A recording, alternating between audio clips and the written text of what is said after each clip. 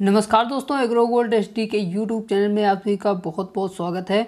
और दोस्तों हम फिर आ गए हैं आपके लिए दूसरी क्लास लेकर। तो दोस्तों इस क्लास में हमारा चल रहा था फसल उन्नयन यानी कि क्रॉप इम्प्रूवमेंट खरीफ, जिसके बारे में हम क्वेश्चन आंसर पढ़ रहे थे।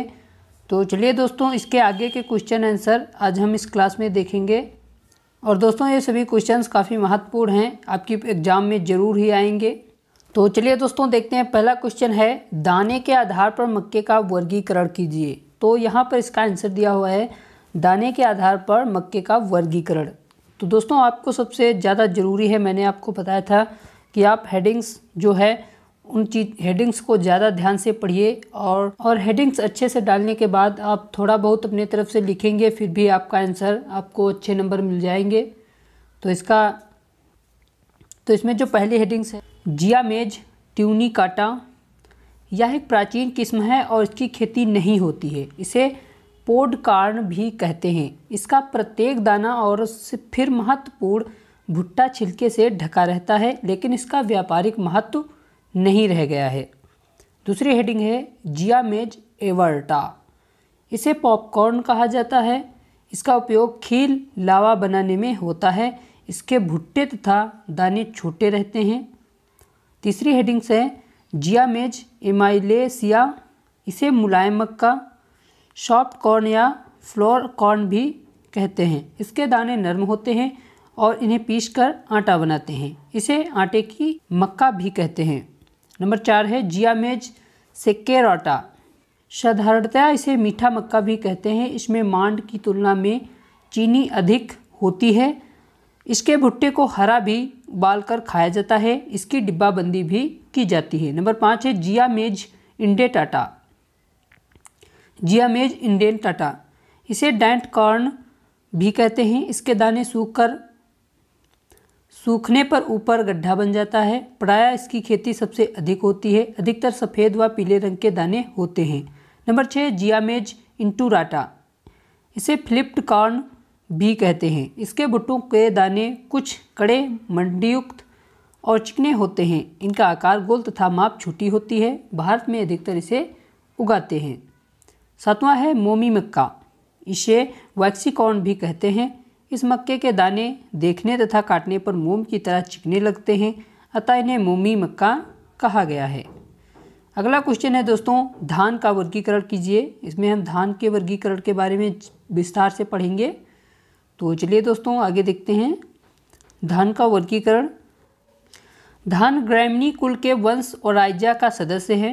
ओराइजा वंश में कुल 24 प्रजातियां एसपीएस हैं।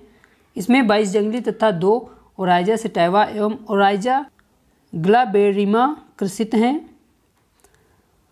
एशिया, यूरोप एवं अमेरिका में उगाई जाने वाली समस्त जातियां ओराइजा सेटाइवा ग्रुप की होती हैं, जबकि पश्चिम अफ्रीका में उगाई जाने वाली जातियां ओराइजा ग्लेबेरिमा ग्रुप की हैं। पुनः ओराइजा सेटाइवा प्रजाति दानों के आकार, पत्तियों एवं तने की संरचना के आधार पर 3 उप प्रजातियां इंडिया जापानिका एवं जावानिका में विभक्त किया जाता है। धान की सब स्पेसीज में अंतर, अब दोस्तों इसे हम कॉलम के हिसाब से देखेंगे। यहाँ पर जो इसका क्षेत्र है, इसमें नंबर 1 क्षेत्र पहले कॉलम में हो जाएगा, प्रायः इंडिया में उगाई जाती है। दूसरे कॉलम में है, इन प्रजातियों को जापान में विकसित किया गया है। तीसरे कॉलम में है, इनकी खेती इंडोनेशिया में की जाती है। दूसरा है, पत्तियों की संरचना एवं रंग,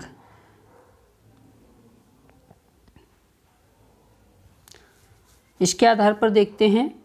पहले कॉलम में है, पत्तियां पतली तथा हल्की रंग की होती हैं। दूसरे कॉलम में है, पत्तियां पतली खड़ी तथा गहरे रंग की होती हैं। पत्तियां पतली खड़ी तथा गहरे हरे रंग की होती हैं। तीसरे कॉलम में है, तने व पत्तियां पतले तथा हल्के रंग के होते हैं। कल्ले कम निकलते हैं। तीसरा नंबर है, तूड़ों की उपस्थिति। इसमें पहले कॉलम में हो जाएगा, दाने पर प्रायः तूंड नहीं होते हैं। यदि होते भी हैं तो छोटे एवं चिकने तूंडों में पाए जाते हैं। दूसरे कॉलम में हो जाएगा, ये प्रजातियां भी तूंड एवं तूंड रहित दानों तरह की हो सकती हैं। तीसरे कॉलम में हो जाएगा, तूंड सर्वथा उपस्थित होते हैं। अब देखते हैं नंबर 4, दानों के आकार के आधार पर इसमें दाने पतले, लंबे तथा चपटे होते हैं। दूसरे कॉलम में दानों का आकार अंडाकार गोल होता है। तीसरे कॉलम में दाने मध्यम गोल आकार के होते हैं। अगला प्रश्न है कपास का वर्गीकरण। इसमें दोस्तों हम कपास का वर्गीकरण पढ़ेंगे।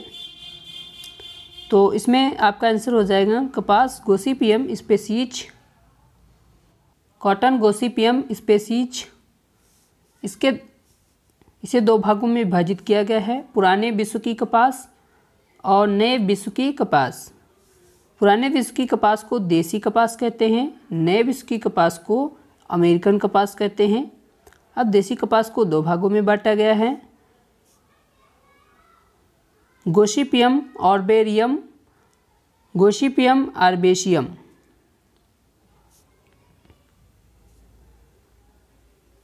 तो पहले दोस्तों हम पढ़ेंगे गोसिपियम आर्बोरियम। देखते हैं, इसे तीन भागों में डिवाइड किया गया है। टिपिकम नंबर 1, टिपिकम नंबर 2, नेग्लेक्टम नंबर 3, सरनम। अब देखते हैं गोसिपियम हार्बेशियम। तो तीन भागों में विभाजित किया गया है, टिपिकम, फ्रूडिसेंस, अफ्रीकेनम।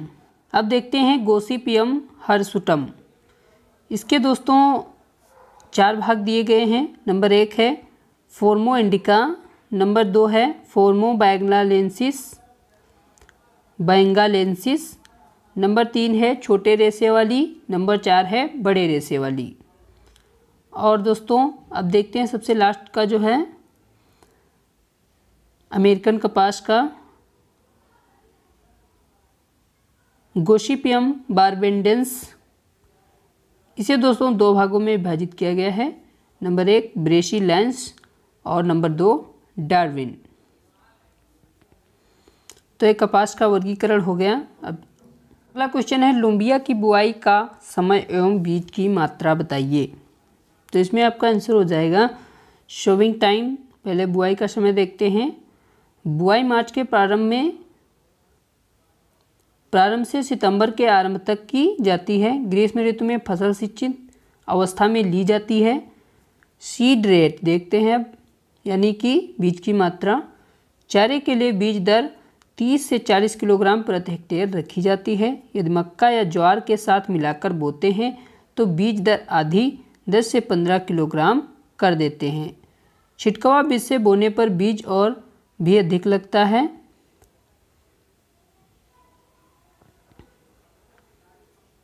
अगला क्वेश्चन देखते हैं लोबिया का महत्व। लोबिया की खेती दाने, चारे, हरी सब्जी, हरी खाद के लिए किया जाता है।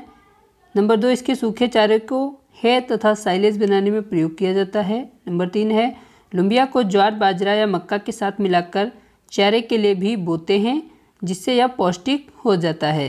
नंबर 4 है लोबिया के दानों साबुत को दाल व पूरी फलियों को सब्जी बनाने के काम में लाते हैं। नंबर 5 है इसके दानों में मिथेओनिन नामक अमीनो अम्ल की मात्रा अन्य दलहनों की अपेक्षा अधिक होती है, जिसके कारण प्रोटीन अन्य फसलों से अधिक होता है। नंबर 6 है इनके दानों में प्रोटीन 23.4%, कार्बोहाइड्रेट 60.3% तथा वसा 1.8% होता है। हरी फलियों में प्रोटीन 4.3%, कार्बोहाइड्रेट 80% तथा वसा 0.2%, खनिज 0.9% तक होते हैं। अगला क्वेश्चन है मक्का में भुट्टे तथा पंक्ति चयन का चित्र द्वारा वर्णन कीजिए। तो दोस्तों ये जो प्रश्न है इसमें आपको चित्र द्वारा भी वर्णन करना है। तो चलिए इसका आंसर देखते हैं। इसमें आपकी पहली हेडिंग हो जाएगी भुट्टे से पंक्ति विधि। इस विधि का विकास हॉपकिंस ने 1908 में किया था। इस विधि का मक्के में बहुत ही अधिक उपयोग किया जाता है। अब आगे देखते हैं वरण प्रक्रिया। इस विधि की वरण प्रक्रिया काफ़ी सरल होती है और वरण चक्र एक ही वर्ष में पूरा हो जाता है। वरण प्रक्रिया का सरल एवं संक्षिप्त वर्णन नीचे दिया गया है। तो इसमें आपका प्रथम वर्ष है फर्स्ट ईयर। सुधारी जा रही समिष्ट में से कई 50 से 100 उत्कृष्ट लक्षण प्रारूप वाले पौधों का वर्ण किया जाता है। इन पौधों में मुक्त परागण होने दिया जाता है और प्रत्येक पौधे के बीजों को अलग अलग एकत्रित कर लिया जाता है। अब द्वितीय वर्ष देखते हैं। वरण किए गए प्रत्येक पौधे मक्के में भुट्टे के बीज से 10 से 50 पौधों की एक कतार उगाई जाती है। इस संतत कतारों का सूक्ष्म निरीक्षण किया जाता है और निकृष्ट कतारों का परित्याग कर दिया जाता है। प्रत्येक उत्कृष्ट कतार में से उत्कृष्ट लक्षण प्रारूपों वाले कई 5 से 10 पौधों का वरण किया जाता है। वरण किए गए पौधों के बीजों को अलग अलग एकत्रित कर लिया जाता है। अब थर्ड ईयर में देखते हैं। द्वितीय वर्ष की भांति इस विधि का एक सरल रूप निम्नलिखित है। दोस्तों यहाँ आप देख सकते हैं इसका चित्र जो है बनाया गया है, तो ये काफ़ी आसान है, आप इसे देखकर बना सकते हैं ऐसा चित्र। चलिए अब आगे देखते हैं। दोस्तों, भुट्टे से पंक्ति विधि के गुण। इस विधि के निम्नलिखित गुण होते हैं। नंबर 1 है, यह अपेक्षाकृत सरल विधि है।